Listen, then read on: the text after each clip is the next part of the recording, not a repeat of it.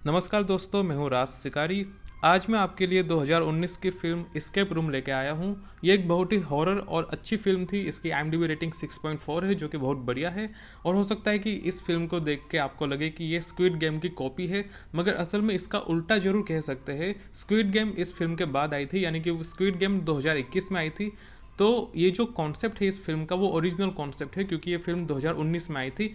तो ऐसा कह सकते हैं कि जो स्क्विड गेम थी वो इस फिल्म से मोटिवेट हो सकती है।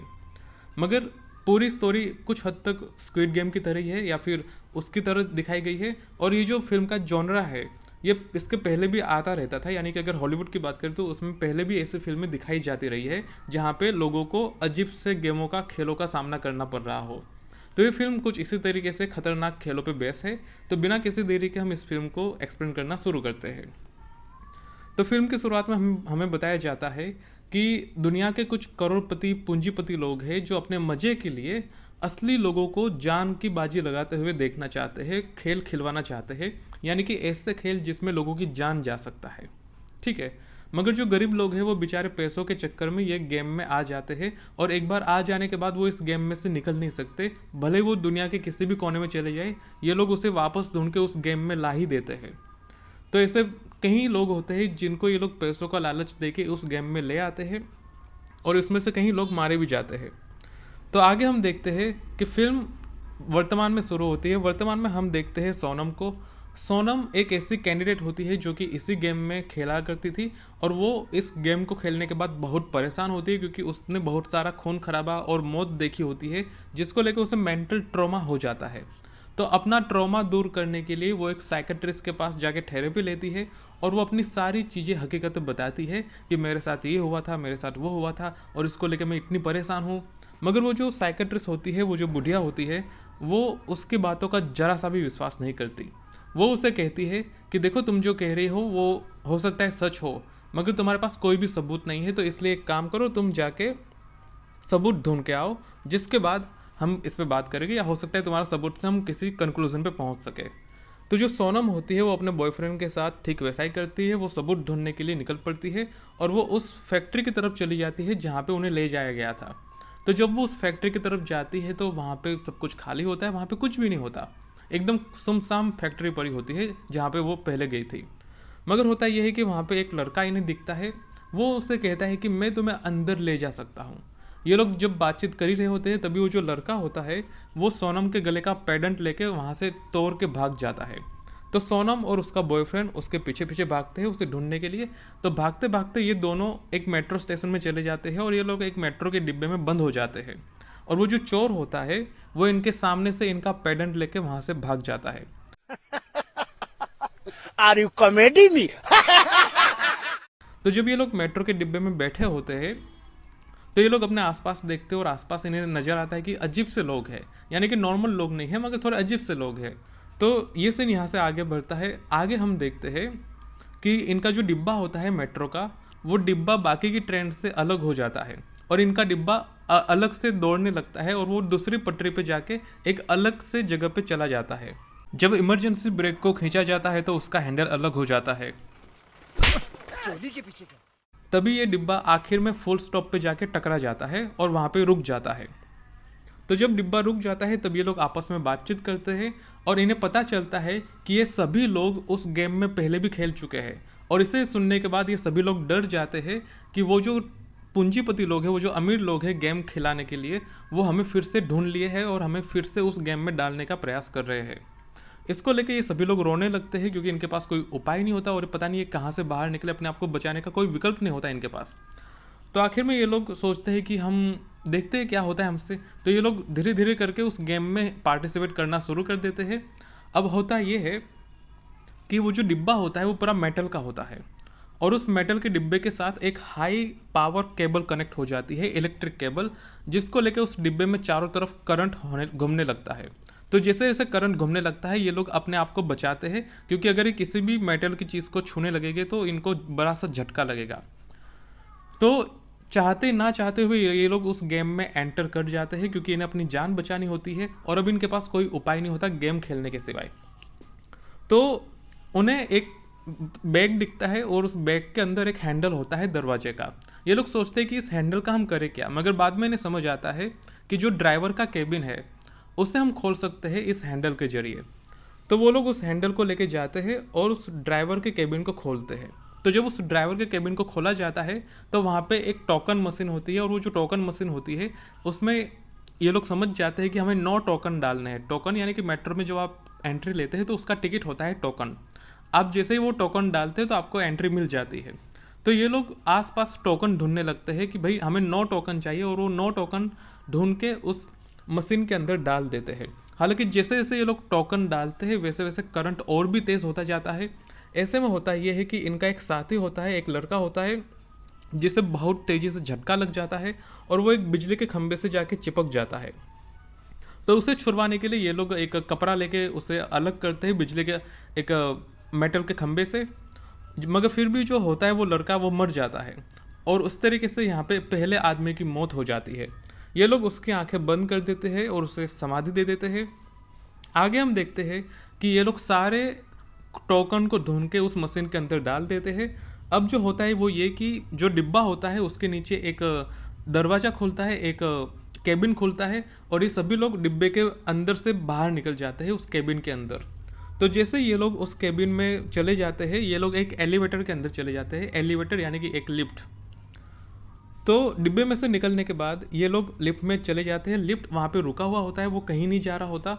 ये लोग सोचते हैं कि अब हम यहाँ पे रुक के क्या करें, मगर तभी एलिवेटर चल पड़ता है, और वो जो एलिवेटर होता है वो उन्हें खुफिया जगह पे ले जाता है, खुफिया हॉल के अंदर। ये लोग खुफिया हॉल में चले जाते हैं और उन्हें पता नहीं होता कि अब यहाँ पे क्या करना है। मगर तभी होता यह है कि वहाँ पे लेज़र शुरू हो जाते हैं, लेज़र जो कि जला दे किसी को, और वो लेज़र इतने खतरनाक होते हैं कि वो किसी के शरीर के टुकड़े कर सकते हैं। तो ये लोग मुश्किल से अपने आप को उस लेज़र में बचा के रखते हैं, अपने आप के हाथ पैर घुमा फिरा के, और आखिर में होता यह है कि ये लोग लेज़र में से बाहर निकल आते हैं। लेज़र तो बंद हो जाते हैं, मगर इनके जो लड़कियां होती है उन्हें घाव लग चुके होते हैं और उनका खून बह रहा होता है, यानी कि धीरे धीरे इस गेम में और भी खतरा बढ़ता जा रहा है। तो लेज़र से बाहर निकलने के लिए इन्हें जो दरवाज़ा है वो दरवाज़ा बंद होने से पहले रास्ते को पार करना बहुत ज़रूरी है। मगर यहाँ पे समस्या ये है कि अगर ये गलत जगह पे पैर रखेंगे तो लेज़र शुरू हो जाएगा और इन्हें मार डालेंगे। इसलिए ये लोग बहुत फूक फूक के पैर रखते हैं जिससे कि लेज़र ना चले। तभी इन्हें वहाँ पे एक लॉकर दिखता है। उस लॉकर को खोलने पे इन्हें एक नक्शा दिखता है कि कहाँ पे पैर रखना और कहाँ पे नहीं रखना, और इस तरीके से ये लोग टाइल्सों पे पैर रखते हुए अपने दरवाजे तक पहुंच जाते हैं दरवाज़ा बंद होने से पहले।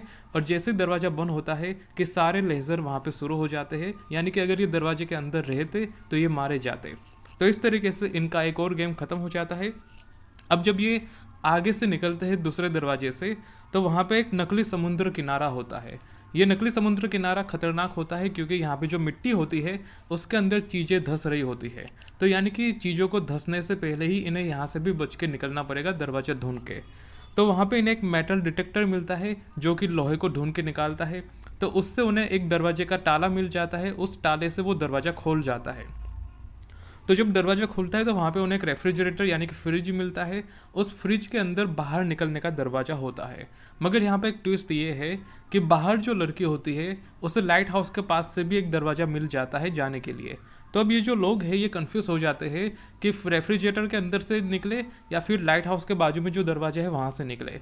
तो होता ये है कि एक लड़की होती है वो रेफ्रिजरेटर में से बाहर निकल जाती है, और जो बाकी की लड़कियाँ और जो सोनम का बॉयफ्रेंड है वो उस दरवाजे से बाहर निकलने का प्रयास करता है। तो सोनम और उसकी सहेली तो वहाँ से ऊपर पहुँच जाते हैं, मगर जब उसका बॉयफ्रेंड लाइट हाउस पे चढ़ रहा होता है तभी जो लाइट हाउस का जो खंबे होते हैं, जो हैंडल होते हैं, वो अंदर जाने लगते हैं जिससे कि वो ऊपर नहीं चढ़ पाता और वो वहीं नीचे गिर जाता है। तो अब सोनम का बॉयफ्रेंड नीचे गिर जाता है और यहाँ पे वो मारा जाता है, ऐसा अनुमानित किया जाता है। तो सोनम उसे बचा नहीं पाती, वो अपनी जान वहाँ से बचा के चली जाती है दरवाजे के अंदर से। तो जब ये दरवाजे से बाहर निकलते हैं तो ये अपने आप को एक गटर के अंदर पाते हैं, और जब ये लोग गटर का ढक्कन खोल के बाहर देखते हैं तो उन्हें देखता है कि बाहर एक शहर है। इन्हें लगता है कि ये लोग अब गेम ख़त्म करके बाहर निकल चुके हैं, मगर ये खुशी बहुत लंबे समय तक नहीं रहती। आगे इन्हें पता चलता है कि ये जो शहर है ये नकली है, ये केवल हेलुसिनेशन है, यानी कि बहुत बड़े बड़े आर्टिफिशियल डिस्प्ले से शहर बनाया गया है। और जैसे ये लोग बाहर निकलते हैं वैसे ही गटर का ढक्कन अपने आप बंद हो जाता है, यानी कि ये लोग यहाँ पे फंस चुके हैं। अब वहाँ पे उन्हें वो पुरानी लड़की दिखती है जो लड़की फ्रिज के अंदर से गई थी, यानी कि फ्रिज के अंदर से भी घूम फिर के बाहर आ गई थी। ये जो लड़की होती है वो उन्हें बताती है कि ये जो जगह है यहाँ पे एसिड की बरसात हो रही है, एसिड की बरसात, यानी कि बरसात शुरू होने से पहले तुम्हें अपने आप को बचाना है। तो ये लोग दूसरा दरवाज़ा ढूंढने के लिए लग पड़ते हैं। ये यहाँ वहाँ चाबी वगैरह कोडवर्ड वगैरह ढूंढते हैं और दूसरे दरवाजे को ढूंढने का प्रयास करते हैं। बहुत ढूंढने के बाद भी इन लड़कियों को एक भी चाबी नहीं मिलती, मगर तभी होता यह है कि पास में एक टेलीफोन बूथ होता है जिसके अंदर फ़ोन की घंटी बजती है, मगर फ़ोन का जो दरवाज़ा होता है, टेलीफोन बूथ का दरवाज़ा, वो बंद होता है। तो उसे खोलने के लिए ये लोग एक बोतल को लेते हैं जो कि अलग मेटल से बनी होती है, उसे ये बरसात में छोड़ देते हैं जिससे कि उसके अंदर एसिड जमा हो जाए। और जैसे ही एसिड जमा हो जाता है ये उस बोतल को लेके उस टेलीफोन के हैंडल पे डाल देते हैं जिससे कि उसके ऊपर जो लोहे की चेन होती है वो खुल जाती है। अब जब वो लोग फ़ोन उठाते हैं तो फ़ोन पे कोई आवाज़ नहीं आती, मगर वो लोग फिर फ़ोन रख देते हैं। ऐसे 2-3 बार करने पे पास में एक कार खड़ी होती है जिसके अंदर का दरवाज़ा खुल जाता है। तो जब कार का दरवाज़ा खुल जाता है तो सोनम उस कार के अंदर चली जाती है। तभी उसकी जो 2 सहेलियाँ टेलीफोन पकड़ के खड़ी होती है, वो सहेलियाँ भी टेलीफोन बूथ में से निकल के कार के अंदर जाने का प्रयास करती है, मगर तभी कार का भी दरवाज़ा बंद हो जाता है और टेलीफोन बूथ का भी दरवाज़ा बंद हो जाता है। यानी कि यहाँ पे दोनों तरफ जाने के रास्ते बंद हो चुके हैं और अब ये लोग कहीं पे भी नहीं जा सकते। तो ये लोग आखिर में बहुत प्रयास करते हैं कि किसी तरीके से कार का दरवाज़ा खुल जाए, मगर कार का दरवाज़ा नहीं खुल रहा होता और ना ही टेलीफोन का दरवाज़ा खुल रहा होता है।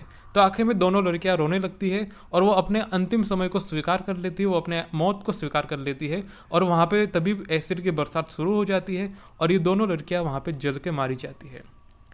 तो इनकी कहानी यहाँ पे ऐसे ही ख़त्म होती है। आगे हम देखते हैं कि जो सोनम कार के अंदर होती है वहाँ नीचे से एक पैसेज खुलता है और सोनम उसके अंदर गिर जाती है। तभी वो दूसरे कमरे में गिरती है और वहाँ पे उसे एक नई लड़की मिलती है। वो जो नई लड़की होती है ये सोनम को जानती होती है क्योंकि ये दोनों पहले भी एक गेम में खेल चुके होते हैं। तो वो जो लड़की होती है वो सोनम को बताती है कि ये गेम उससे डिज़ाइन करवाया गया है क्योंकि जो कंपनी के लोग हैं उन्होंने उसकी बच्ची को किडनैप कर लिया था और इसलिए उसने ना चाहते हुए इस गेम को डिज़ाइन किया है।